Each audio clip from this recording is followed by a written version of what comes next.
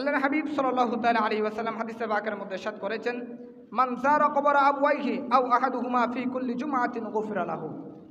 আল্লাহর হাবিব সাল্লাল্লাহু তাআলা সাল্লাম বলেন, যেই উম্মত জুমার দিনে তার মা বাবার কবর জিয়ারত করবে, আল্লাহ তার মা বাবার অতীতের সমস্ত গুনাহ মাফ করে দেবে। বড় করে বলেন সুবহানাল্লাহ।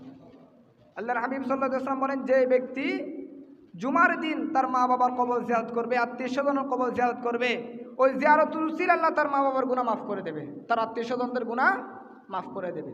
এভাবে করে অন্য হাদিসে পাকের মধ্যে এসেছেন, যে ব্যক্তি জুমার দিন মা বাবার কবরের সামনে গিয়ে সূরা মুলুক পাঠ করবে, অন্য রাওয়ায়াতে এসেছে সূরা ইয়াসিন পাঠ করবে, আল্লাহ তার মা বাবার গুনাহ মাফ করে দেবে। বড় করে বলেন সুবহানাল্লাহ।